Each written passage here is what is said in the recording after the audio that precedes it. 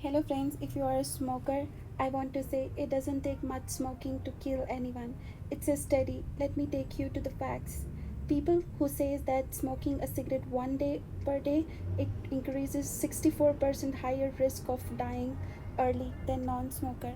This video is not to make you scary than that you feel fearful about, but this is a positive video where people actually quit the smoking, and if they can, you can also do that. So I'm going to take you to the real interview for to with a real person, Pamela, who actually quit the smoking, and the interviewer asks all sort of questions that you have in your mind. The very first question the interviewer asked to Pamela is when and why did she decided to start the smoking at the very first place, and she replied, I was just 17. My friend smoked. It looks kind of a cool thing. I was I was having a rebellious personality, and I thought this is a good thing to do without being very truly scary about that. So it started like that. The interviewer asked them, how many years did you smoke cigarette? She said, I smoked for 15 years. By the end, I was smoking a half pack to whole pack a day. At that point, I kind of always wanted to smoke. Sometimes I had to smoke first thing in the morning, and there is nothing grosser than having a cigarette at 6 a.m. The next question interviewer asked like, how did smoking affect your health and day-to-day life? She replied, I noticed it was difficult for me to go upstairs and to catch my breath. Every morning I would wake up and cough up. I would catch cold more easily. When I smoked, it was still legal to smoke in some bars, but not all of them. But if it wasn't allowed, I would have to leave my friends at the table and go outside. As more and more of my friends quit, I was left outside by myself, and it can get cold here. What made you decide to quit smoking?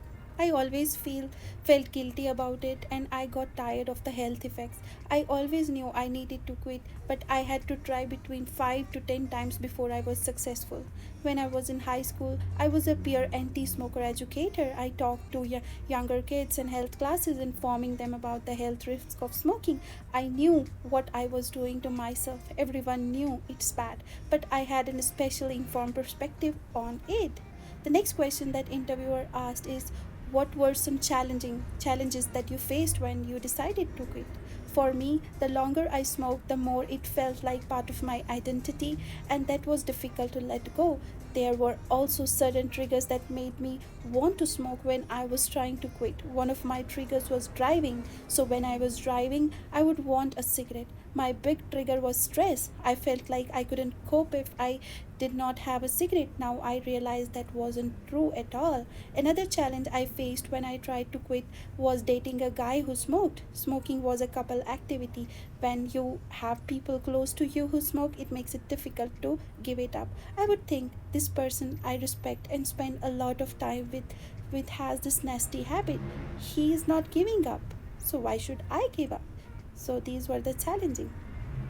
The next question interviewer asked, how did you successfully quit then?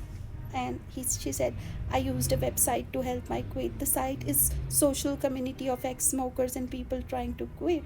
I set up a profile which tracks how many months of my life I have saved, how much money I have saved, and how many cigarettes I haven't smoked. It helped me because it held me accountable. So I want to add here, like, if you make it accountable, it's not always required to join some social group. Even an individual, if they decide they can do it, they can they can use any of the tracking apps and track it for how many months, how many days he or she was able to successfully quit it.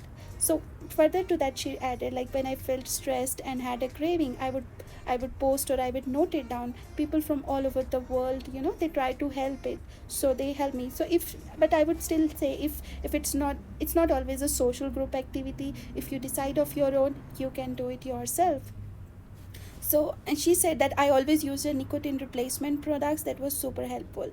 I was surprised by how much my life stayed the same without smoking. I was scared it wouldn't be. So one thing it's like a smoker always feel that my life will totally change. What if I don't smoke? I will always get stressed. But it is all superficial. It has nothing to do with the reality. So it's all in the mind. When you decide you can quit, you observe that actually it was not making any difference at the first place. Like she said, like, I was afraid I would lose my identity. Smoking is an identifier, it's so visual. When you smoke, everyone knows you smoke, and you meet people through smoking just because you smoke. I realized I didn't have to hide behind a cigarette to make new friends. There are hell lot of ways to make new friends. Cigarette is not a good way for making friends. So the next question interviewer asked, how has your life improved since quitting? So what she replied, I still have my profile, I still have my friends, I haven't smoked 35,000 cigarettes, I have saved like $10,000, I have probably saved even more than that because I'm sure the prices of cigarette has gone up. When I first started using the site and recording that, I was not at all aware, like I was not at all recording that how many money, how many health I compromised because of that. So when I started recording, it felt me good, like I did it actually. So over time I started eating better and felt more confident in exercising. Now I am a runner, marathon runner, and I do yoga. Also, life is just easier. You think quitting smoking will make your life harder, but it actually is not true. You have more energy, you have more time, you are not scrambling to feed this addiction that makes you feel bad. Not to mention, you smell better and you don't have to leave the party every hour. You don't have to leave the airports, you don't have to leave the public areas.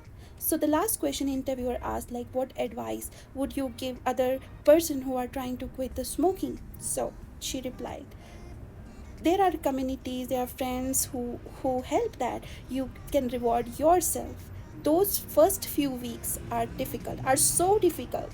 Those first few weeks are so difficult, so indulge yourself. So you indulge yourself on any non-smoking craving that's not totally damaging to your health. I would give in to, a little good food. Also, don't go out drinking that first week. Quitting is hard to do, but it is totally worth it. I don't think I can explain how good I feel about myself even 10 years later because I don't smoke anymore. It's so empowering to quit smoking. I even ran a marathon. I felt like I could do anything. One of my friends quit soon after me, and she thought if I could do it, she would do it. Now we run 2000 2Ks together in the marathon. So if she can do, if Pamela can do, if other person can do, why can't you do? The audience who is listening to this video, you can decide today that you can do it. I would say, why don't you try today? Why don't you start today?